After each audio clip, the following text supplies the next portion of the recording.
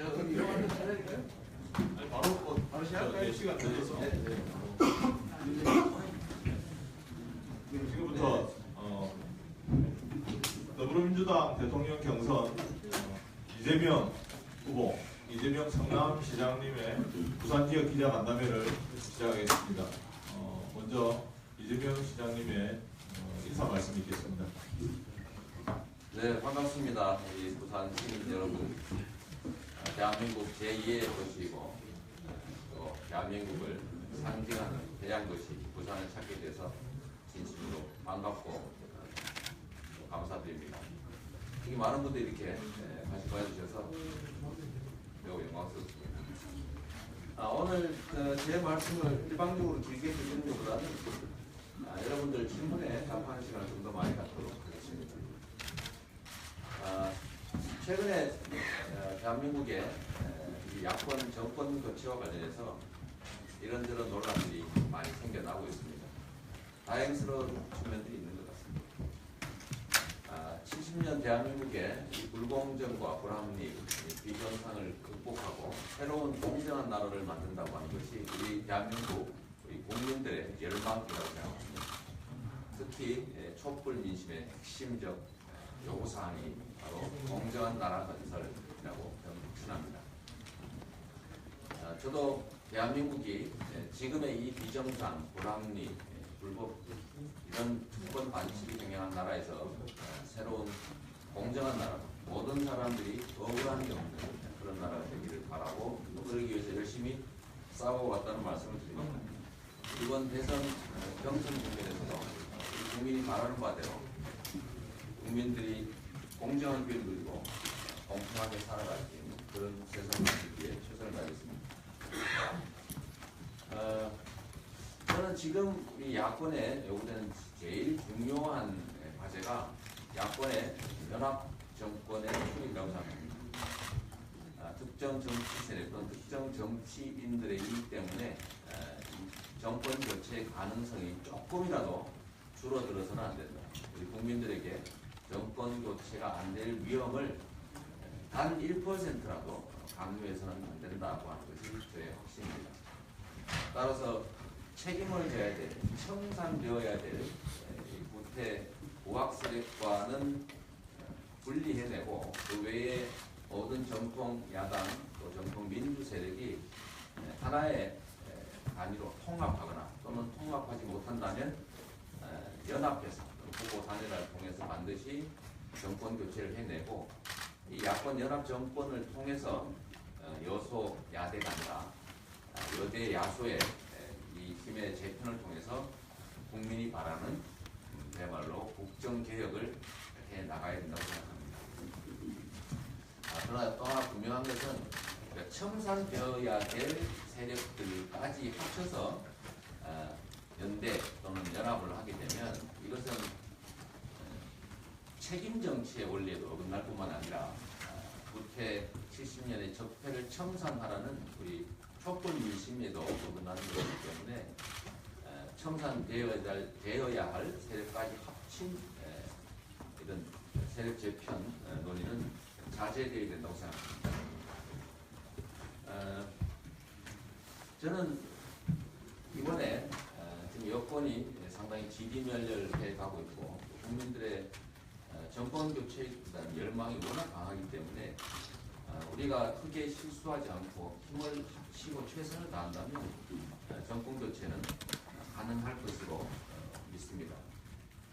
그러나 단순한 정권 교체 또는 정권 담당자의 교체, 단순한 정권 담당 세력의 교체가 아니라 진짜 정권 교체가 필요하다. 그냥 교체가 아니라 더 나은 정권 교체가 필요하다고 생각합니다. 실제로 정권이 담당이 바뀐 다음에 그 다음에 내용이 바뀌어야 합니다. 우리 사회의 가장 큰 기득 세력이라면 역시 정치 권력조차도 좌지우지하는 경제 권력, 그 중에서도 삼성그룹을 포함한 이 재벌 권력이라고 생각합니다.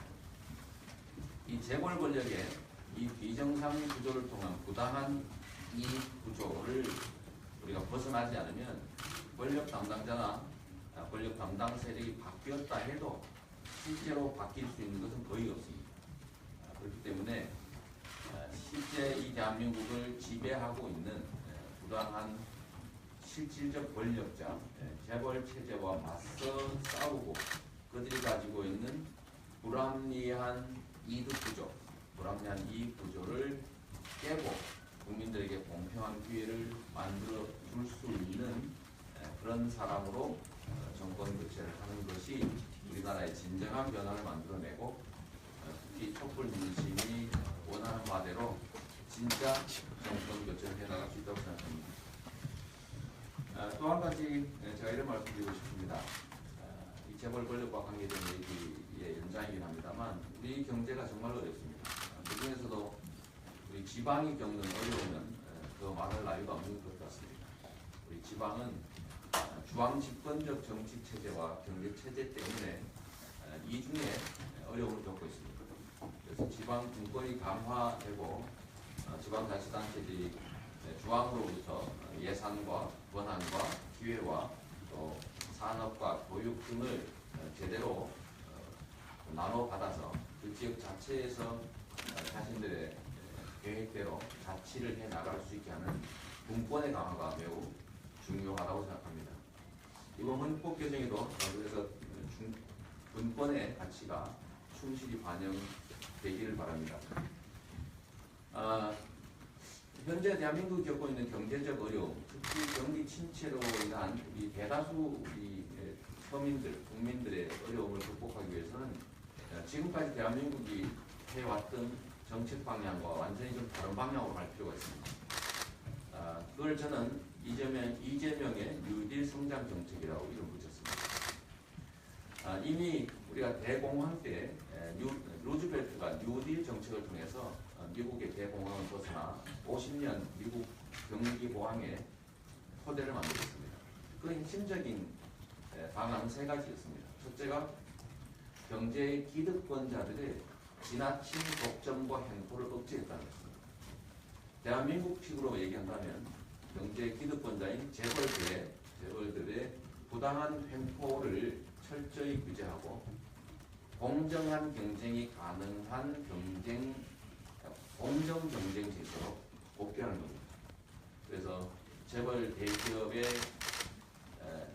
이 소수 지분을 가지고 대기업들을 완전히 지배 장악하는 재벌 가문들, 재벌 족벌들의 부당한 지배를 제거하고 관련 대기업들이 경쟁의 원리에 따라서 기업 자체, 주주와 노동자 또 관련 업체, 국민들을 위해서 제대로 기능할 수 있게 풀어놔줘야 합니다. 재벌 체제의 지배로부터 재벌 기업들이 그야말로 정상적 대기업으로 거듭나고 국제적 경쟁력을 가지고 국민의 사랑을 받는 기업으로 되돌아가게 해야 비로소 대한민국 경제 질서가 정상적인 경쟁이 가능하게 됩니다. 그걸 통해서 중소기업과 대기업이 또는 기업과 노동자가 공정하게 경쟁하고 함께 상생하는 그런 구조를 만들어낼 수 있습니다. 그래서 저는 이거를 일부 오해가 자꾸 있는데 제가 재벌 해체를 하는 게 아니라 재벌 기업으로부터 재벌 체제라고 하는 이 암적 요소를 해체함으로써 재벌 기업들이 정상적인 기업으로 거듭나게 된다는 것입니다. 두 번째는 노동자들의 몫이 지나치게 줄어들고 있고 이게 가계소득 감소로 이어져서 경제가 어려워지고 있습니다. 그래서 이거 방향을 바꿔서 정부의 노동 정책을 노동 탄압이 아니라 노동 지원 정책으로 바꾸고 대기업 또는 경제적 강자들에 대한 일방적 지원이 아니라 상위적 규제를 통해서 공정하게 경쟁을 그렇게 해줘야 국민 가처분 소득이 늘어나서 경제가 활성화되게 됩니다. 경제 성장의 길이 된다는 것입니다. 노동자들의 노동권을 보호하고 노동자들의 작업 환경을 개선하고 노동자들의 힘을 키워야 일자리의 질이 좋아집니다. 그리고 장시간 노동 규제를 통해서 일자리가 많이 늘어날 수 있습니다. 세 번째로 해야 될 것이 현재 우리 경제 기득권자들이 누리고 있는 과도한 보호, 즉 부자 감세를 철회하고 정상적인 증세를 통해서 500억 이상 영업이익을 내는 대기업, 10억 이상 연소득을 올리는 슈퍼리치들에 대한 증세가 꼭 필요합니다. 이 증세로 만들어진 재원을 복지 지출을 확대하는 데 사용함으로써 우리 국민들의 가처분 소득을 늘려야 경제가 살아나고 경제가 성장할 수 있습니다. 이거는 제가 새로 만들어낸 정책 아니라 이미 루즈벨트가 미국 대공황을 극복할 때 이미 시행했던 정책들입니다. 그래서 재벌 체제 해체라고 하는, 즉 재벌 기업들로부터 암적 요소인 재벌 족벌 지배를 제거하고 공정한 경제 질서를 만들고, 두 번째 노동자 보호와 노동권 강화를 통해서 노동의 몫을, 즉 가계의 몫을 늘리고, 부당한 부자 감세를 원상복구함으로써 복지 지출을 늘리고, 그걸 통해서 국민들의 가처분을 늘려야 비로소 경제가 다시 선순환을 할 수 있다. 이것을 IMF 그리고 세계은행, ILO 이런 데서 권장하고 있는 소위 포용적 성장론이기도 합니다. 경제의 방향을 어떻게 바꿔서 모두와 함께 살아갈 수 있는 그런 경제 질서가 되기를 바랍니다. 세 번째로 또 하나 오해들이 조금 생겨나고 있어서 제가 말씀을 좀 드리면, 제가 말씀드리고 있는 여러 가지 정책 중에서 그야말로 국민들의 가처분 소득을 늘리는 이 복지 정책으로 기본소득을 제가 제안했습니다. 이 기본소득은 새로운 증세를 통해서 만드는 것이 아니라 이미 연 400억에 이르는 국가 예산 중에서 조금의 구조조정을 하고, 매년 늘어나는 자연 증가하는 예산이 약 16, 7조 원 정도 되기 때문에 여기에다가 약 3%, 12조 원 정도의 그야말로 아주 적은 부분입니다. 국가 예산을 조정해서 한 28조 원을 만든 다음에 65세 이상의 노인들의 지원하는 노인 지원으로 노인 배당, 그 다음에 요새 출산이 점점 줄어들고 보육이 어려워지고 있기 때문에 출산과 보육과 교육을 지원하기 위해서 아동수당, 학생수당 이런 것들을 좀 지급하고, 또 청년들이 워낙 어려운 세대라서 29세까지 청년들에게 청년 배당을 지원하려면 약 28조 원, 2,800만 명 정도가 예상이 됩니다. 그리고 여기에다가 농어민들이 워낙 어렵기 때문에 지방 지원 정책의 일환으로 농어민을 대상으로 하고, 또 장애인들 워낙 어려우니까 장애인까지 하면 약 전체 숫자 2,800만 명이 됩니다. 연간 100만 원씩을 지원하되 이걸 현금으로 그냥 지원하는 게 아니라 560만 자영업자들이 매출을 늘릴 수 있도록, 또 경제 순환이 강제로 한 번씩은 반드시 일어날 수 있도록 해당 지역에서는 사용할 수 있는 지역값으로 지급을 하게 되면 약 28조 원의 지역 매출이 일어나게 됩니다. 이것이 결국은 또 지역 균형 발전, 또 정책 사용업자 보호에 도움이 되는 정책이다라는 말씀을 드리고, 이게 실현 불가능한 얘기가 아니라 대통령이 마음만 먹으면 즉시 내년부터 전면 시행할 수 있습니다. 그 점을 좀 분명하게 말씀드리고, 이게 단순히 퍼주기 정책이 아니라 560만의 자영업자한테도 혜택이 됩니다. 국민들의 가처분 소득을 늘려서 국민들의 삶도 개선합니다. 또 이걸 통해서 경제 활성화와 경제 성장이라고 하는 이 세 가지 정책 목표를 동시에 달성할 수 있다는 점에서 우리 기자분들이나 우리 부산 시민들께서도 많이 관심 가져주시기 바랍니다. 네, 제 말씀은 여기까지 마치고 참여하신 기자 여러분들의 질문에 제가 답하는 시간을 갖도록 하겠습니다. 네, 감사합니다. 기자님들 질의 받도록 하겠습니다. 곧 민주당 경선이 시작이 될 것이고, 네. 부산 지역의 선거인단 모집에 대한 전략 같은 건 어떻게 생각하십니까? 아시는 것처럼 민주당의 경선은 완전 국민 경선입니다. 당원이 아니라 대한민국 국민이면 선거권을 가진 사람이면 누구나 신청해서 한 표를 행사할 수가 있습니다. 그런데 저희는 기본적으로 당내 조직을 통한 경선 선거인단 모집이나 지지세 확대는 현실적으로 매우 어렵기 때문에 그것보다 보다는 우리 부산 시민 여러분들을 포함한 국민 여러분들의 도움에 의지하려고 합니다. 기존 조직들은 이미 뭐 아시는 바대로 당을 우리 문재인 전 대표께서 거의 완벽하게 장악한 상태라 당내 경쟁, 조직 경쟁을 통해서 제가 어떤 우위도 점할 수 없는 상태입니다. 그래서 우리 대한민국의 진짜 정권 교체, 진정한 혁명적 변화에 공감하고 저를 믿어주시는 일선의 국민 여러분들이 최대한 많이 참여할 수 있도록 이런 네트워크를 통해서 그 조직을 지금 추진하고 있습니다. 일부 말씀들은 지지율 격차가 많이 나는데 과연 경선에서 가능성이 있느냐 이런 말씀들을 하십니다. 근데 제가 분명하게 말씀드릴 수 있는 것은 여론조사와 경선은 완전히 다르다. 여론조사는 우리 5천만 국민들을 1,000명의 표본이 대표에서 그냥 답해주는 거죠. 전화 와서 물어보면 95%가량 대답을 아예 하지 않습니다. 한 5% 정도가 귀찮지만 대답을 해주는데 판단을 해서라기보다는 그냥 들은 얘기, 대세에 따라서 이분이 될 것 같습니다. 이런 식의 소극적인 대답을 하는 거죠. 그런데 경선은 5천만이 하는 게 아닙니다. 저번 과거 2012년 경선에도 약 100만 명 정도가 실제 참여해서 투표한 사람은 60만이 조금 넘습니다. 그리고 거기에 절반을 확보하면 후보가 되는 것이었죠. 이번에도 2배로 늘어난다고 하더라도 결국 실제 투표 수는 100만을 넘기기 어려울 것 같습니다. 그러면 결국은 열성적 지지자가 얼마나 많으냐에 따라 결판이 나는 거고, 이 열성적 지지자는 대세를 따르는 게 아니라 대한민국의 제대로 된 변화를 만들어내고자 하는 열정을 가진 소수가 실제로 행동하는 거예요.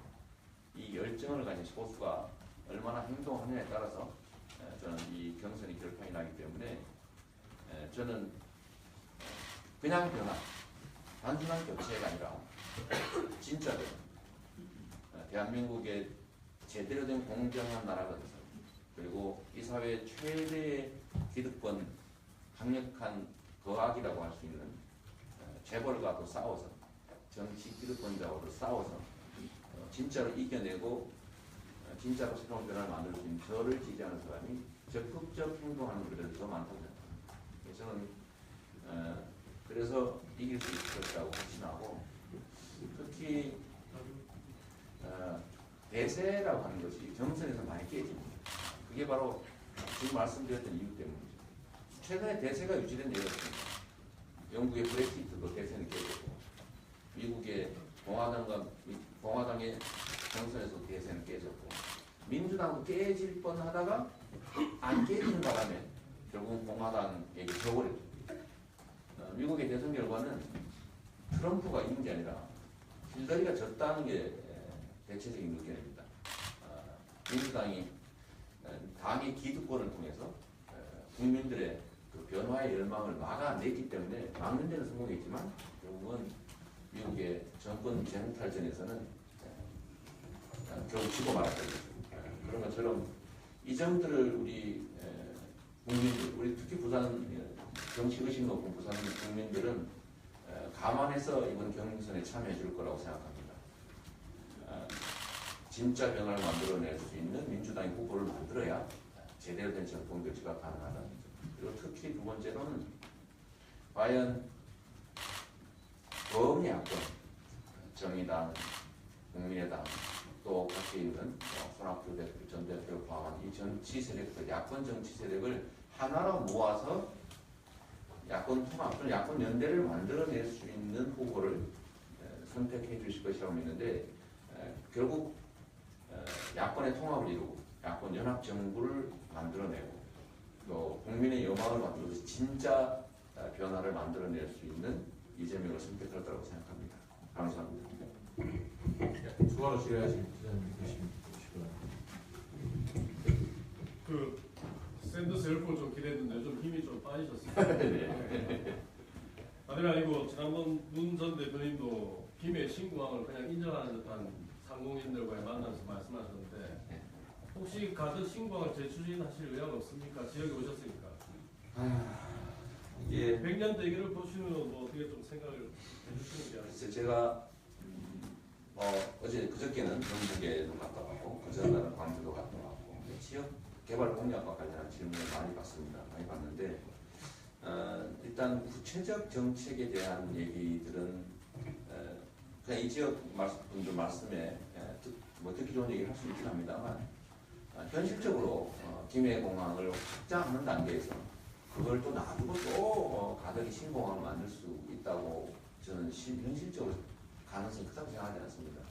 안타깝긴 한데 저는 지킬 수 없는 얘기를 하지 않는 게 제 신념입니다. 그거는 결국 저는 지방 분권의 강화라고 하는 걸 통해서 이 문제를 해결해 나가는 게 맞다고 생각합니다. 모든 게 다 중앙으로 집중되고 그런데 실제로 정부는 계속 중앙 집중 정책을 계속하죠. 제가 오늘 이 자리에서 여러분께 말씀드리는 것도 사실 수도권에 다 알려질 텐데 저는 수도권의 기초단체장을 하면서도 수도권 규제 완화에 서명한 일이 없습니다. 지금까지도.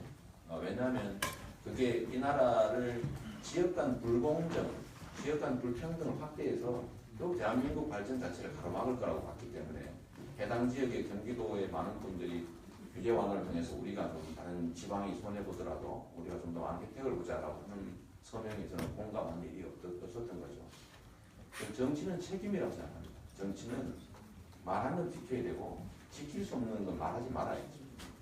그래서 저는 저에 대해서 우리 국민들께서 기초단체장임에도 불구하고 이 소위 국가 권력의 담당자를 다투는 이 대선 국민에 불러주는 것도 저의 그런 점을 인정해 주신 결과 아닌가 생각합니다. 기초단체장으로서 공약 이행률 96%라고 하는 신기록을 냈고 또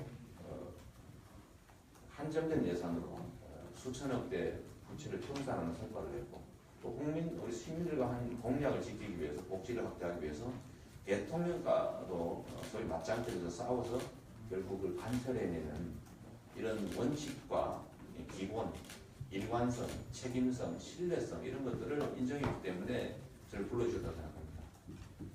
아마 반기문 총장에 대한 국민들의 실망이 아마 동전의 양면이 아니었나 이렇게 생각했고 껍데기는 화려하지만 그 주어진 공직자의 책무를 제대로 수행하지 못했다는 점 또는 그 공직을 국민을 위해서가 아니라 사적으로 남용한 사례들이 있다는 점들 때문에 저는 반기문 총장이 국민한테 결국 선택받지 못하고 포기했다고 생각하는데 그 반면으로 보면 을 가지고도 행사에서 나름의 성과를 내고 한 말에 대해서 책임지고 또 거대 악과도 싸우고 종국머리와 같은 이 사회의 금기와도 좀 치열하게 싸워서 이겨내는 이런 점들을 높이 봐줬다고 생각하기 때문에 우리 기자님께서 말씀하신 가덕도 신공항 문제는 듣기 좋게 노력해 보겠습니다 할 수 있지만 저는 그런 말씀을 못 드리게 됐다는 점을 좀 양해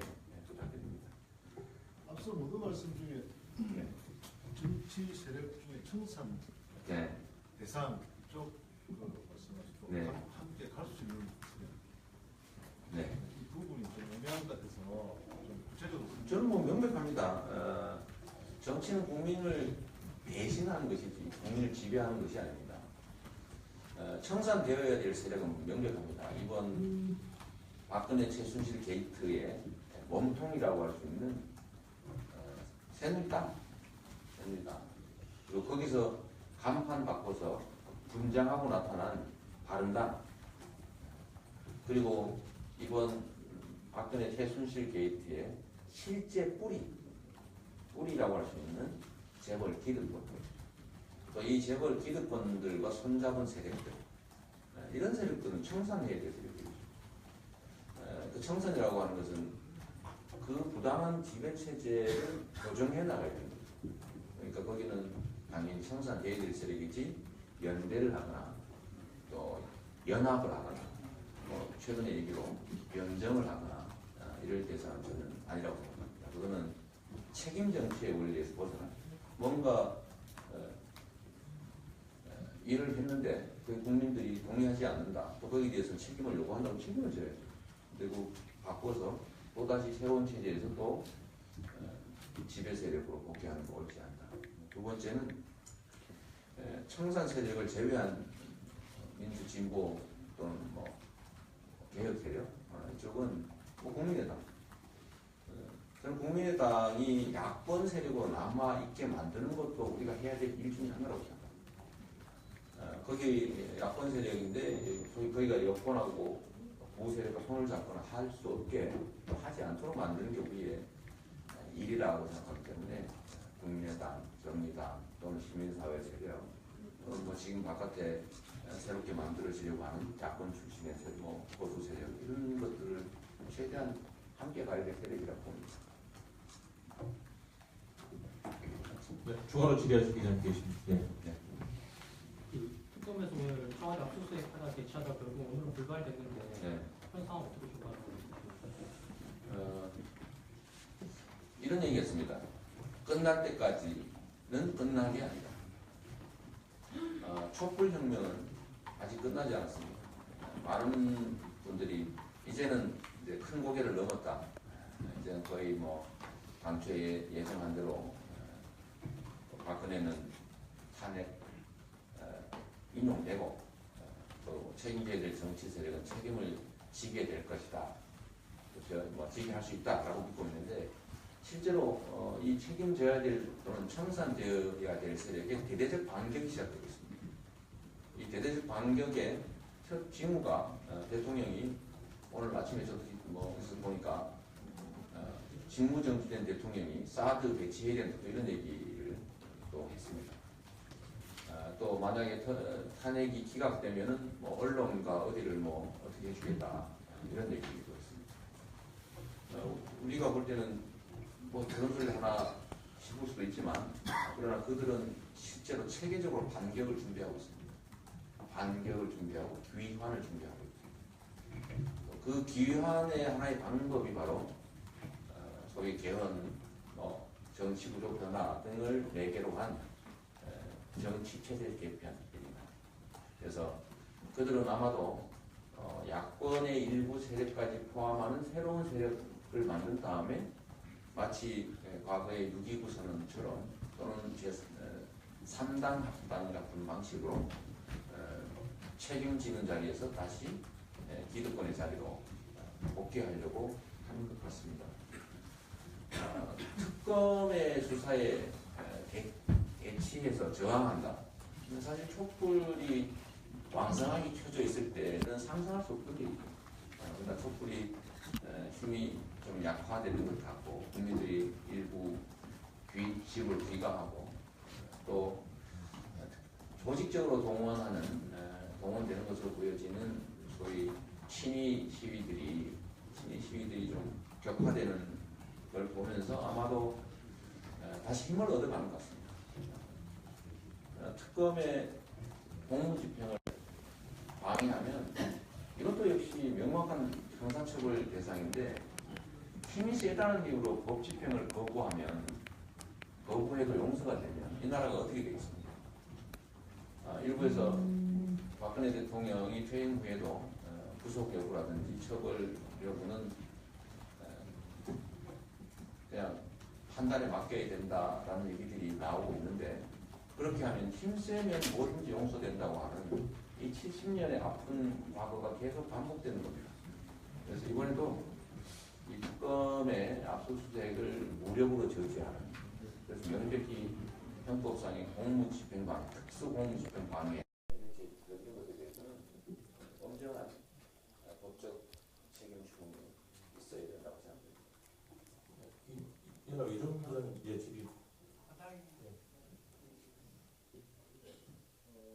여론조사를 보면 사장님께서는 다른 세계적인 여론조사 영향을 봤어요. 지금 민주당 내 경선 여론조사도 사실 믿을 수 없다. 이건 뒤집을 수 있다. 그렇게 생각하시는 것 같은데 실제로 안희정 기사 같은 경우 3주 만에 뒤집는다. 이렇게 말씀도 하시고 시장님께서는 그런 나름대로 계획이 있으신지 또 가령 경선이 그 시간이 자꾸 다가오는데 정도 하차는 안 하실 건지 완전 하실 건지 그 부분에 의견을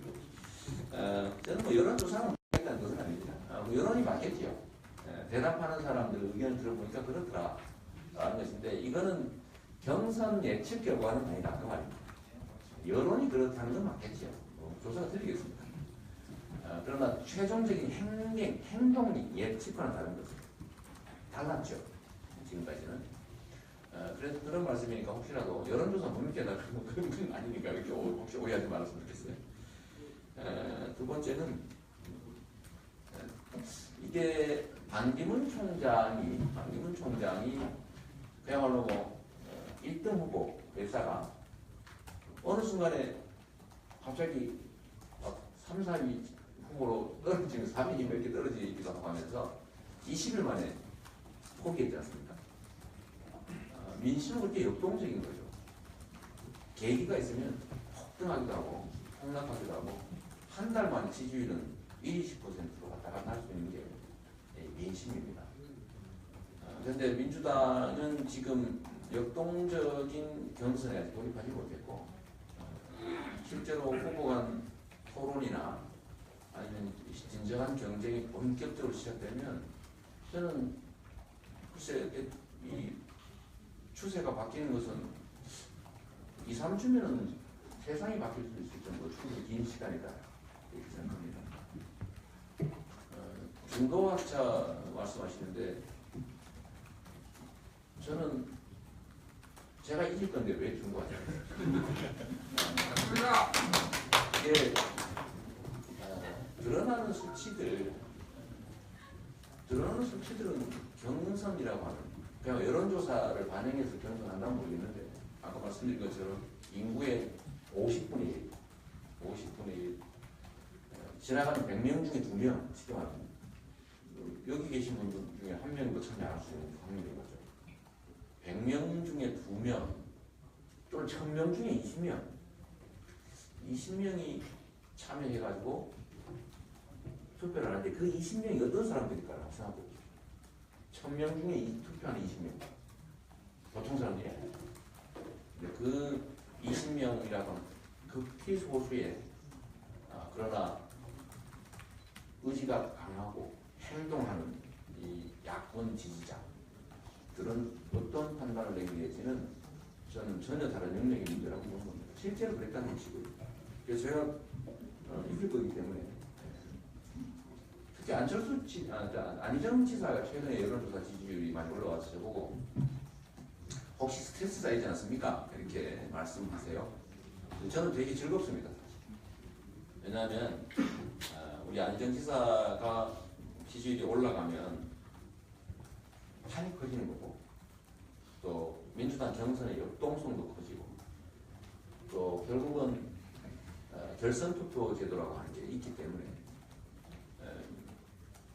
변동의 가능성이 커지죠. 그래서 그러나 저는 분명하게 말씀드리지만 안희정 지사께서 지금 지지를 반기문 총장이 돌아주면서 이제 충청권 지지자 또는 중도 보수 지지자들의 지지를 좀 많이 흡수하셔서 지지율이 많이 올라가는데 저는 뭐 정말 축하드립니다. 축하드리고 다만 민주당의 경선은 민주당 지지자들이 주로 참여하게 될 거기 때문에 또 그거와는 또 다를 수 있는 거죠.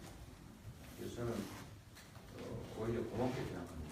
자연스럽게 생각하고 환영하는 거죠. 다음 행사에 있어서 질의 하나만 더 갖고 마치겠습니다.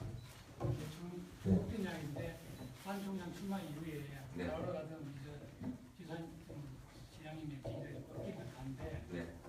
만개의 카드가 좀 숨겨둔 게 있습니다. 결국 국민의 마음을 얻는 과정이라고 생각합니다. 저희는 아직 국민들에게 저희가 가지고 있는 그야말로 대한민국 변화를 위한 정책이나 비전을 보여줄 기회를 갖지 못한 사람입니다. 제가 과거의 경험을 통해서 거대 사회학들 금기와 성역에 더 도전해서 싸우고 작은 권력이지만 그걸 활용해서 국민들이 원하는 바를 제대로 만들어낸 것 때문에 지금은 일단 지지를 받았는데 앞으로 대한민국이라고 하는 거대한 배를 과연 제대로 어느 방향으로 가져갈 수 있겠느냐라는 점에 대한 아직 검증과 경쟁이 끝나지 않은 상태입니다.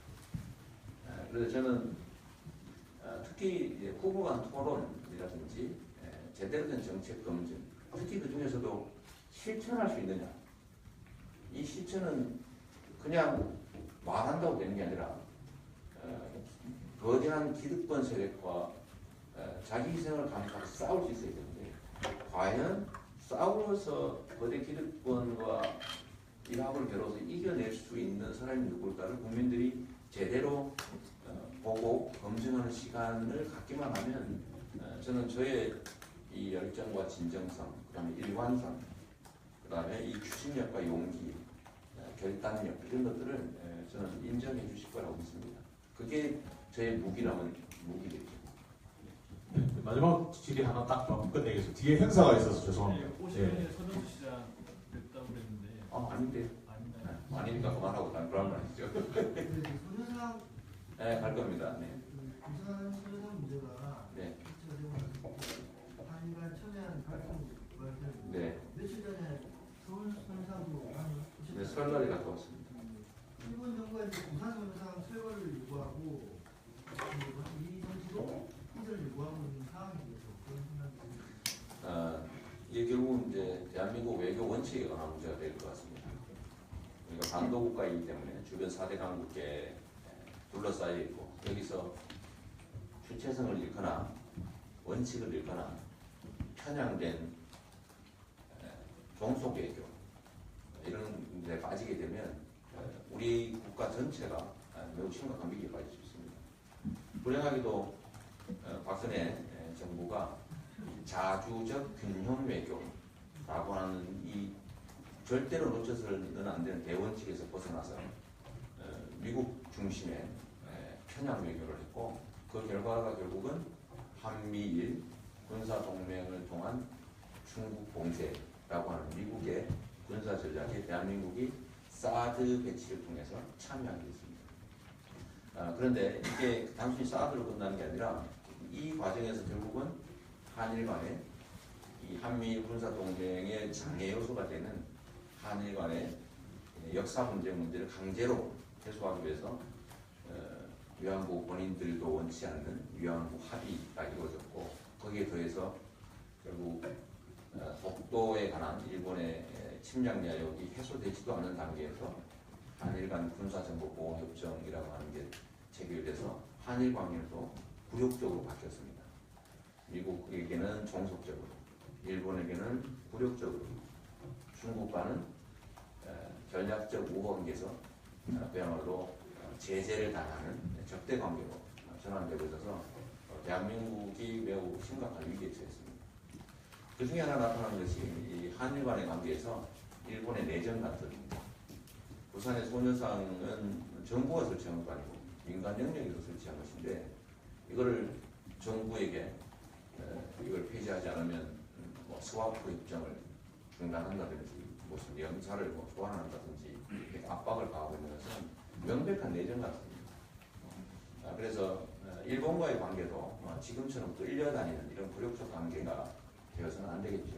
그래서 새 정부의 최대의 과제는 결국 국익 중심의 자주적 균형 외교라고 하는 대원칙으로 되돌아가는 것이고 그 되돌아가는 첫 번째 길은 사드 배치 문제를 원점에서 재검토해서 철회하게 하는 것이고 두 번째는 한일 위안부 합의를 이건 합의라고 할 수 없기 때문에 이걸 인정하지 않는 것 그리고 거기에 대해서 한일 정보 군사정보 공호협정은 다행히 1년 동안 1년마다 갱신하게 돼 있으니까 갱신 거부를 통해서 실효시키는 것 이런 것들이라고 생각됩니다.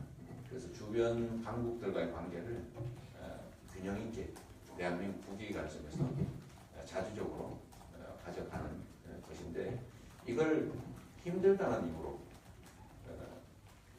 강대국하고 이미 합의했으니까 어쩔 수 없지 않냐라는 그런 식으로 접근하게 되면 대한민국의 위기에서 벗어날 수가 없는 것이죠. 그래서 국가 지도자는 용기와 결단과 철학과 의지가 필요합니다. 이상 기자회견 마치겠습니다. 고맙습니다. 네, 감사합니다.